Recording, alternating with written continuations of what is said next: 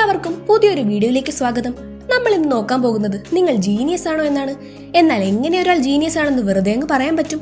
അതിനൊക്കെ അതിൻ്റെതായ ടെസ്റ്റുകൾ ചെയ്ത് അതിൽ പാസ്സാകുന്നവരെയല്ലേ നമ്മൾ ഉറപ്പിക്കേണ്ടത്. എന്നാൽ ഇത് മറ്റൊരു തരത്തിലുള്ള പരിപാടിയാണ്. ഇവിടെ ഞങ്ങൾ ഒരിക്കലും നിങ്ങളെ ജഡ്ജ് ചെയ്യുന്നില്ല, പകരം നിങ്ങൾക്ക് തന്നെ സ്വയം ജഡ്ജ് ചെയ്യാനുള്ള അവസരമാണ് ഉണ്ടാക്കി തരുന്നത്. അതായത് ഇത്തരത്തിലുള്ള ആളുകളിൽ പൊതുവെ കണ്ടുവരുന്ന കോമൺ ആയുള്ള കുറച്ച് കാര്യങ്ങൾ നമ്മൾ പറഞ്ഞു തരും. ആ കാര്യങ്ങൾ നിങ്ങളിൽ ഉണ്ടെങ്കിൽ നിങ്ങൾക്ക് തന്നെ മനസ്സിലാകില്ലേ നിങ്ങളൊരു ജീനിയസ് ആണോ അല്ലയോ എന്ന്. അപ്പൊ നമുക്ക് വീഡിയോയിലേക്ക് കടക്കാം. ഒന്നാമത്തെ കാര്യം നോക്കാം. നമ്മൾ നമ്മളോട് തന്നെ സംസാരിക്കുകയാണെങ്കിൽ എല്ലാ കാര്യങ്ങളിലും കൃത്യമായി ഫോക്കസ് ചെയ്യാനും വ്യക്തമായി കാര്യങ്ങൾ ചിന്തിക്കാനും ഒക്കെ നമ്മളെ കൊണ്ട് പറ്റുന്നതാണ്. ഇങ്ങനെ ചെയ്യുന്നത് സ്മാർട്ട് തിങ്കിങ്ങിന്റെ ഒരു ലക്ഷണമാണെന്ന് യൂണിവേഴ്സിറ്റി ഓഫ് മിഷിഗണിലെ പഠനങ്ങൾ പറയുന്നുണ്ട്. അതുപോലെ തന്നെ വളരെ ഫേമസ് സയന്റിസ്റ്റായ ആൽബർട്ട് ഐൻസ്റ്റീനും നമ്മുടെ APJ അബ്ദുൽ കലാമും വരെ സ്വന്തമായി സംസാരിക്കുകയും അതിൽ പലതരം ഡിബേറ്റുകളിൽ ഉൾപ്പെടുകയും ചെയ്യുമായിരുന്നു എന്ന് അവർ തന്നെ പറഞ്ഞിട്ടുണ്ട്. ഇതിലെ ഫൺ ഫാക്ട് എന്താണെന്ന് വെച്ചാൽ ഇങ്ങനെ ചെയ്യുന്നത് നമ്മുടെ പ്രോബ്ലം സോൾവിംഗ് കഴിവും ഓർമ്മശക്തിയും വർദ്ധിപ്പിക്കുന്നതാണ്. രണ്ടാമത്തെ കാര്യം നോക്കാം. നിങ്ങൾക്ക് ഓരോ കാര്യങ്ങൾ കാണുമ്പോഴും വൈ അല്ലെങ്കിൽ എന്തുകൊണ്ട് അങ്ങനെ എന്നൊരു ചോദ്യം എപ്പോഴും മനസ്സിലുണ്ടായിരിക്കും. ക്യൂരിയോസിറ്റി എപ്പോഴും ഹൈ ഇന്റലിജൻസുമായാണ് ബന്ധപ്പെട്ട് കിടക്കുന്നത്. നമ്മുടെ ഇന്ത്യക്കാരെ വെച്ച് നോക്കുകയാണെങ്കിൽ ഫേമസ് മാത്തമാറ്റീഷ്യനായ ആര്യഭട്ട എപ്പോഴും നക്ഷത്രങ്ങളെ പറ്റിയും നമ്പേഴ്സിനെ പറ്റിയും ഒക്കെ ചെറുപ്പകാലം തൊട്ടേ ക്യൂരിയസ് ആയിരുന്നു. ഇതിലെ ഫൺ ഫാക്ട് എന്താണെന്ന് വെച്ചാൽ ക്യൂരിയസ് ആയുള്ള ആളുകൾ എപ്പോഴും പുതിയ കാര്യങ്ങൾ പെട്ടെന്ന് പഠിച്ചെടുക്കാൻ മിടുക്കന്മാരായിരിക്കും. മൂന്നാമത്തെ കാര്യം നോക്കാം. നിങ്ങൾ ഒറ്റയ്ക്കിരിക്കുന്നത് പൊതുവെ എൻജോയ് ചെയ്യുന്ന ആളുകളാകും. ഈ സമയം അത്രയും എന്തെങ്കിലും ഒരു കാര്യം വളരെ ആഴത്തിൽ ചിന്തിക്കാനാകും നിങ്ങൾക്ക് കൂടുതൽ താല്പര്യമുണ്ടാവുക. മിടുക്കന്മാരായ ആളുകൾക്ക് എപ്പോഴും പുതിയ ഐഡിയകളെ പറ്റി ചിന്തിക്കാൻ ഒറ്റയ്ക്കുള്ള സമയം ആവശ്യമാണ്. ഇന്ത്യൻസിനെ വെച്ചൊരു ഉദാഹരണം പറയുകയാണെങ്കിൽ സ്വാമി വിവേകാനന്ദ മിക്കപ്പോഴും ഒറ്റയ്ക്കിരിക്കാനും ആ സമയം കൂടുതൽ കാര്യങ്ങളെ പറ്റി വായിച്ചറിയാനും ചിന്തിക്കാനും ഒക്കെയായിരുന്നു ഉപയോഗിച്ചിരുന്നത്. ഇതിലെ മറ്റൊരു ഫാക്ട് എന്താണെന്നാൽ ഒറ്റയ്ക്കിരിക്കുന്നത് നിങ്ങളുടെ ബ്രെയിനിന് വിശ്രമം ലഭിക്കാനും ക്രിയേറ്റീവായ തോട്ട്സ് ഡെവലപ്പ് ചെയ്യാനും സഹായിക്കുന്നു.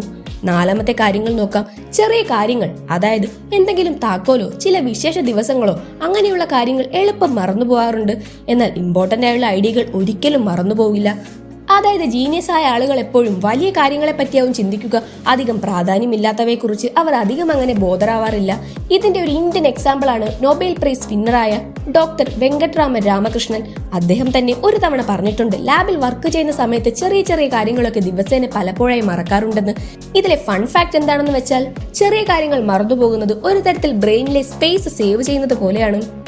അഞ്ചാമത്തെ കാര്യം നോക്കാം. ഇങ്ങനെയുള്ളവർ രാത്രി വളരെ വൈകിയാലും ഉറങ്ങാതെ ഇരിക്കുന്നവരാകും. കാരണം രാത്രി ചുറ്റുപാടും വളരെ ശാന്തമാകുമ്പോഴാകും നിങ്ങൾക്ക് നല്ലതുപോലെ ചിന്തിക്കാൻ കഴിയുക. പൊതുവെ ഇങ്ങനെയുള്ളവർക്ക് IQ ലെവൽ കൂടുതലുള്ളതായാണ് കാണപ്പെടാറുള്ളത്. ഉദാഹരണത്തിന് രവീന്ദ്രനാഥ ടാഗോർ അദ്ദേഹത്തിന്റെ മിക്ക പോയംസും രാത്രിയിലാണ് എഴുതിയിട്ടുള്ളത്. ഇതിലെ ഫൺ ഫാക്ട് എന്താണെന്ന് വെച്ചാൽ ലോകത്തിലെ മികച്ച ഐഡിയകളിൽ മിക്കതും ലേറ്റ് നൈറ്റിലാണ് അത് കണ്ടുപിടിച്ച ആളുകൾക്ക് തോന്നിയിട്ടുള്ളത്. അടുത്ത കാര്യം നോക്കാം. ഇങ്ങനെയുള്ളവർ എല്ലാ കാര്യങ്ങളും ഓവർ തിങ്ക് ചെയ്യുന്നവരായിരിക്കും. ചെറിയ കാര്യങ്ങളെ പോലും വളരെ അധികമായി ചിന്തിക്കാറുള്ളവരാകും നിങ്ങൾ. ഇത് കാണിക്കുന്നത് നിങ്ങളുടെ ബ്രെയിൻ എപ്പോഴും മുന്നിലുള്ള കാര്യങ്ങളെ അനലൈസ് ചെയ്തുകൊണ്ടിരിക്കുന്നു എന്നാണ്. ഫോർ എക്സാമ്പിൾ, ഫേമസ് ഫിലിം മേക്കറായ സത്യജിത് റേ ഓരോ ക്യാമറ ആംഗിളും ഓരോ സീനുകളെ പറ്റിയും ധാരാളമായി ചിന്തിച്ച് കാര്യങ്ങൾ ചെയ്യുന്ന ഒരാളായിരുന്നു. ഇതിലെ ഫൺ ഫാക്ട് എന്താണെന്ന് വെച്ചാൽ ക്രിയേറ്റീവായ ആളുകൾക്ക് ഓവർ തിങ്കിങ് എന്നത് കോമൺ ആയി കാണപ്പെടുന്ന ഒന്നാണ്. ഏഴാമത്തെ കാര്യം നോക്കാം. നല്ല സെൻസ് ഓഫ് ഹ്യൂമർ ആയിരിക്കും ഇങ്ങനെയുള്ള ആളുകൾക്ക്. നിങ്ങൾക്ക് കോമഡികളൊക്കെ വളരെ പെട്ടെന്ന് ക്രാക്ക് ചെയ്യാനും മനസ്സിലാകാനും കഴിയും.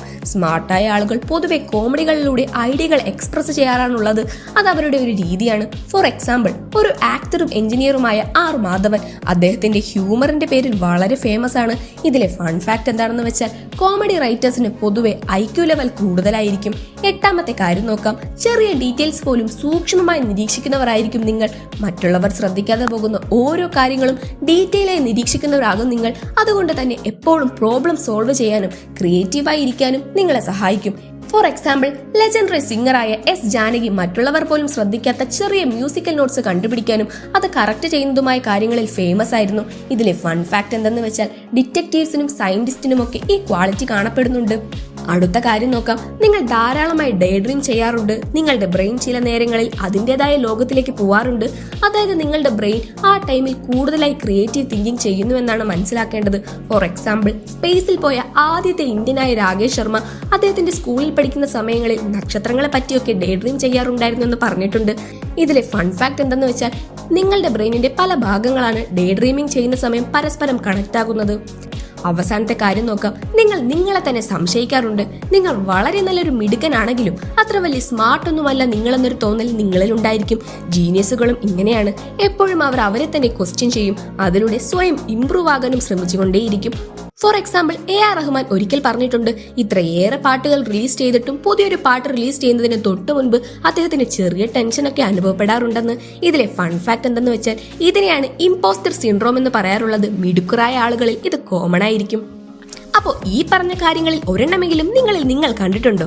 അങ്ങനെ കണ്ടിട്ടുള്ളവരാണെങ്കിൽ ഏതൊക്കെ കാര്യങ്ങളാണ് നിങ്ങൾക്ക് റിലേറ്റ് ചെയ്യാൻ പറ്റിയതെന്ന് കമന്റ് ബോക്സിൽ അറിയിക്കണേ. വീഡിയോ ഇഷ്ടമായെങ്കിൽ ലൈക്ക് ചെയ്യാനും ഷെയർ ചെയ്യാനും മറക്കല്ലേ. ഇനിയും ഇതുപോലുള്ള ഇൻട്രസ്റ്റിംഗ് വീഡിയോകൾക്കായി ചാനൽ ഇപ്പോൾ തന്നെ സബ്സ്ക്രൈബ് ചെയ്യൂ.